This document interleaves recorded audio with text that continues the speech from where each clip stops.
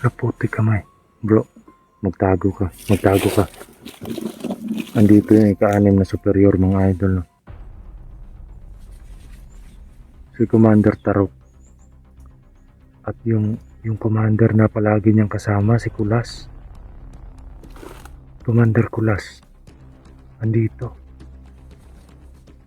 Yung nasa likod nito. Oh, yun yung si Commander. Yan yung assassin niya. Ang lahat na magmapagmaproyo. Ay dili, basta-basta ang atong mga kalaban. Sabi sila, kakumander. Saan sila tubog para sa atua. Magtrabaho pa sa atua. Una-unahon.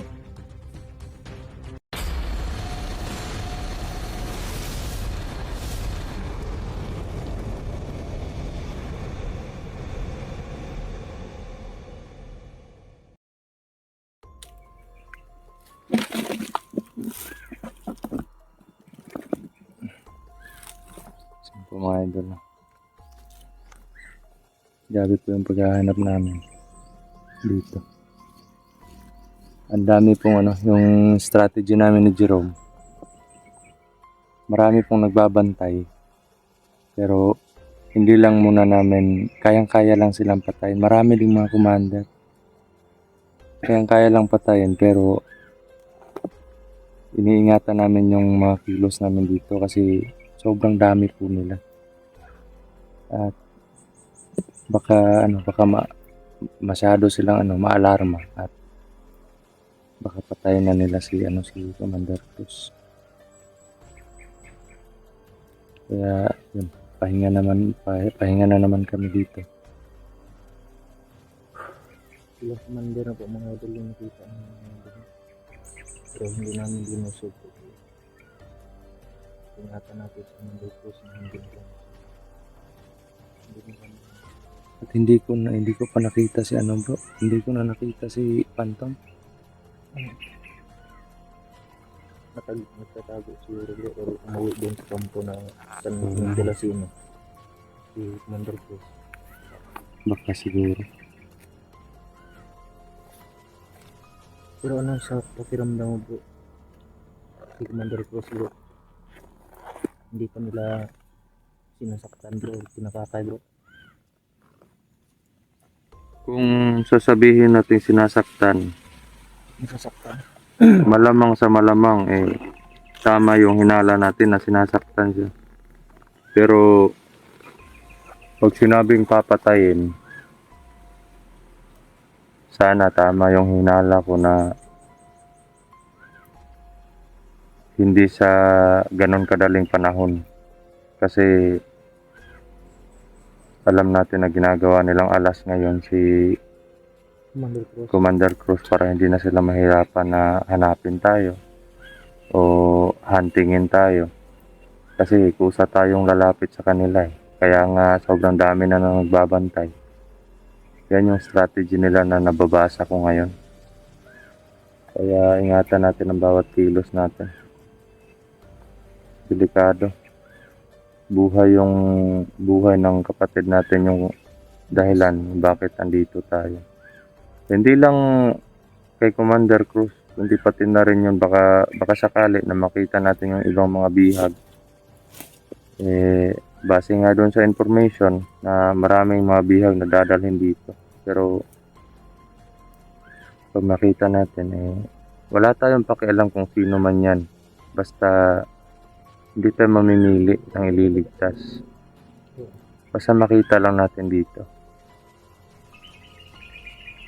Kasi yung ibang bihag kung nasa malapit lang talaga. Medyo malayo kasi. Tayo magkaiba naman tayo ng location. Kaya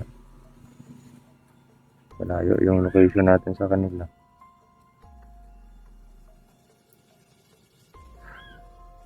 Sabi.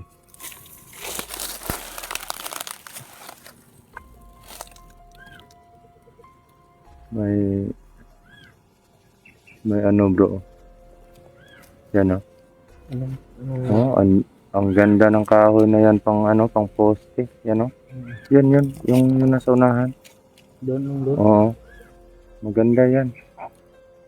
Yan po mga idol o. Ang lahat ng bahay bro, no? Oo. Yan.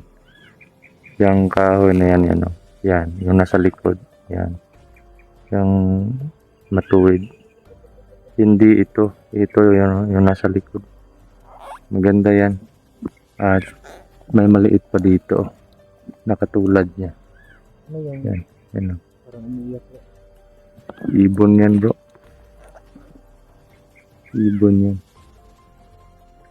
Kumbaga yan yung tinatawag na tagulilong.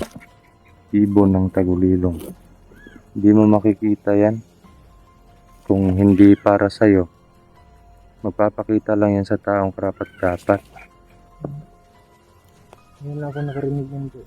Pag makita mo na yan bro, sundan mo lang. Pasusunurin ka yan eh. Sundan mo lang. At dadalhin ka kung saan yung pugad niya. At may ano dun. Mutya. May itlog. Maraming itlog yan pero isa lang yung sa lahat ng itlog niya. Kung may makita kang isa, yung nakikita mong isa, yun lang yung kukunin mo. At isubo mo yun. Banggitin mo lang yung orasyon ng ating anting. Kumbaga yung orasyon na yun is silyo po yun. Ang iba naman po pag yung ginagawa nila, nire-ritualan nila para masil doon sa katawan nila.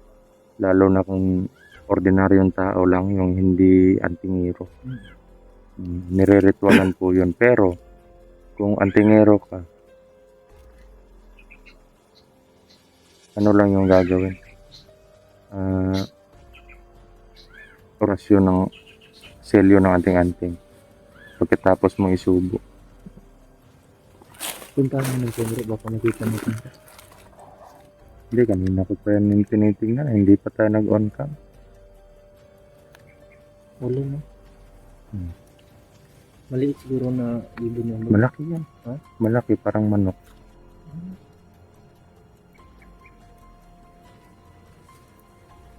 Puntahan mo. O yan na, wala yung nung sinabi mong puntahan Wala na yung buses niya. wala yung boses, diba? Ganyan ka sensitive yan. Kahit mahina lang yung boses natin, alam nila Nagbabaka sakali tayo bro ba? Parang dagdag lakas din. Di bale. Maghahunting tayo ng mga ganyan. Dating ng panahon. Kaso nga lang, pag naghahunting tayo, marami tayong masasagupa.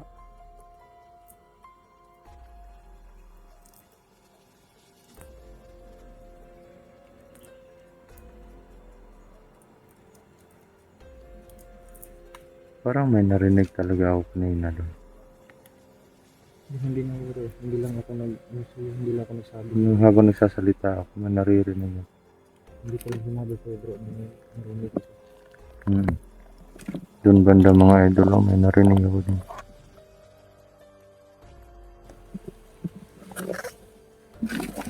Yan, relax muna tayo mga idol.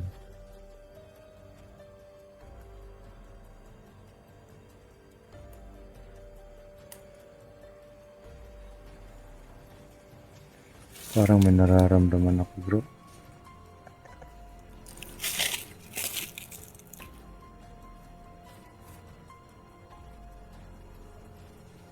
Tao.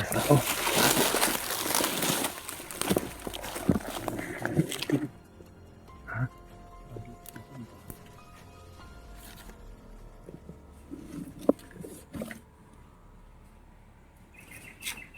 Hala.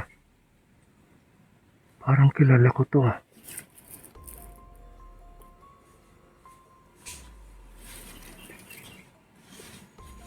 Laputi kamay. Bro, magtago ka. Andito yung ika-6 na superior mga idol. No? Si Commander Tarok.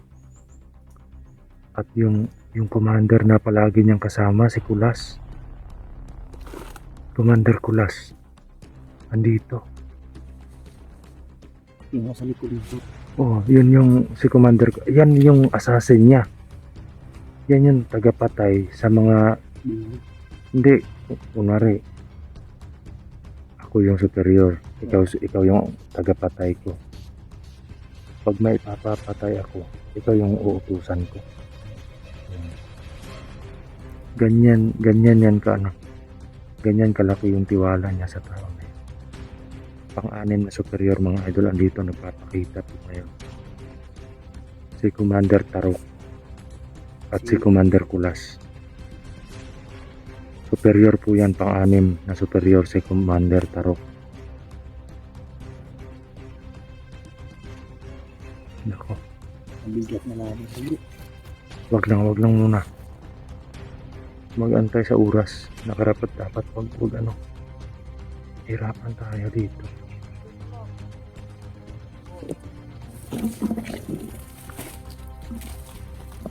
Ang lahat tao ay kapipaprio. Dili basta-basta ang atong mga kalaban. Sabi sila na commander. Lahat sila tusok para sa atua. Masabaw pa sa atua. Unang-unahon. Huwag kitang dawa. Lahat na at pagkabalaki.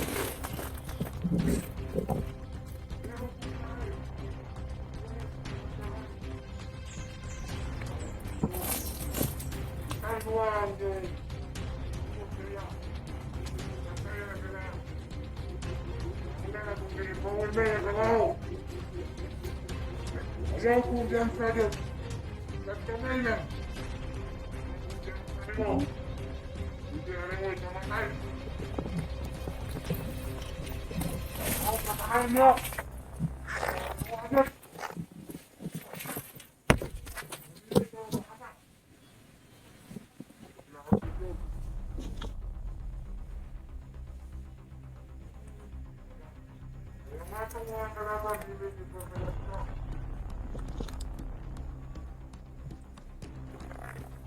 Hindi na sila basta-basta ng mga vlogger lang.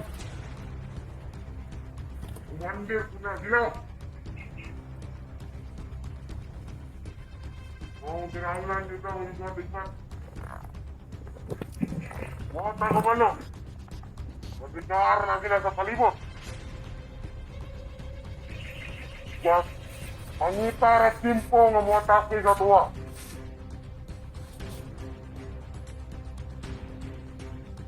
Ang kinahanglan Diyos. Kayo ang palibot perme.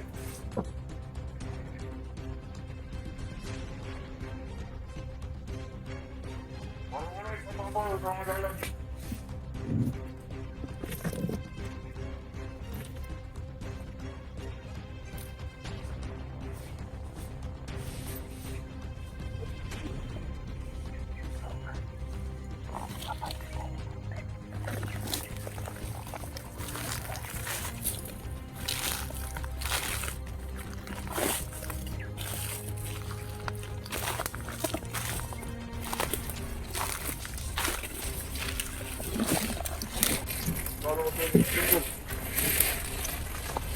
Maabot na sa tawa, maurat. Huwag nagkakaroon sila. Kinahanglan silang pagpinsin. Wala'y buhiyan. Wala'y tiyagon. Ang pagkakamulo. Kinahanglan pasyon. Dili makaya patay. Huwag pa mo'y malugay. Buwan at swak. Dagan pa ang panahon. Kung pwede sila pasyon, dagan pa buras. Kung pwede sila mapatay. Isangon sa orasa. Pwede tayo sila mapatay o pwede po nato sila mapatay.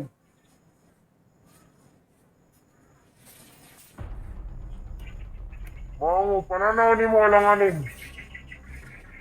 Graduwa lang yung bigat. Ito na ko salit ni mo. Ayaw wala akong pagsalit. Iskan pa sa una, sabitan tara. Wonder. Lobo na superior. Mayo. Wala kailangan po tanaw kang commander. Iskan dua. Ang mulingok panataran. Wala itubo sa tuwa mawa itong mulingok ko. Kung tanan trabaho yatag sa tuwa, seryoso na to. Hindi mo araw. Action. Hintay di pa trabaho, action. Mau mo na itong trabaho nila. Diyos.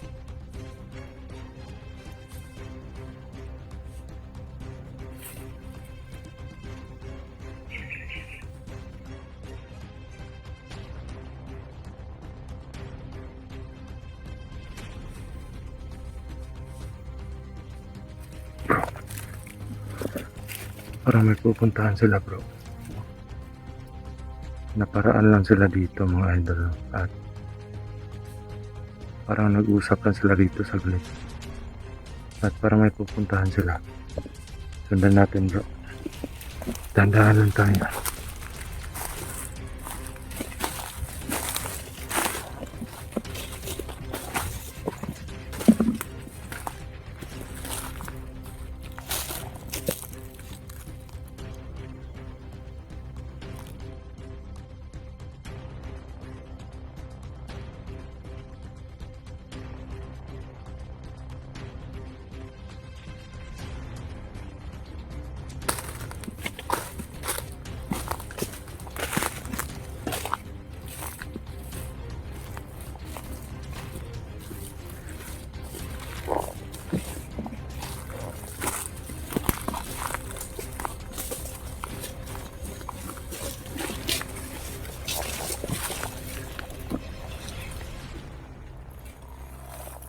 Pakiramdaman muna natin yung sinusundan natin. Baka matiktikan nila tayo. Baka matrap tayo dito. Relax lang. Kunti na sanad.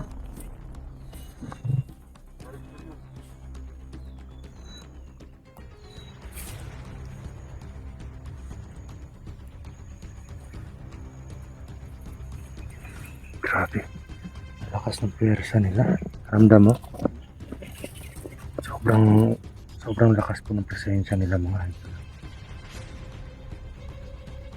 Hindi pwedeng magkumpiyansa tayo sa mga tao na yun.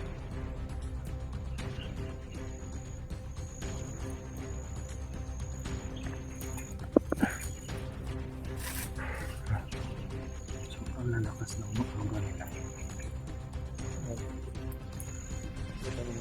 Mabaga tayo sa pagkikita na tayo.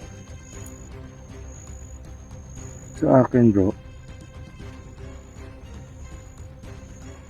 medyo malakas yung superior,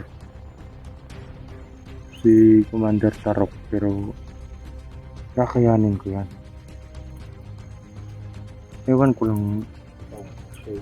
Kasi yung si Commander Kulas, kung babasihan ang fighting skill at lakas ninyong dalawa, magkapareho lang. Pero mas malakas ka sa kanya dahil may paniniwala ka sa Panginoon. Yan yung nagbibigay lakas sa atin. Kaya kayang-kaya natin yan. Yan pa na andito na yung superior. Hanapan na natin ng paraan para mapatay natin. Baka tayo kayong mapatay niyan. Bante tayo. Hindi natin yung pag-iwan. Tara.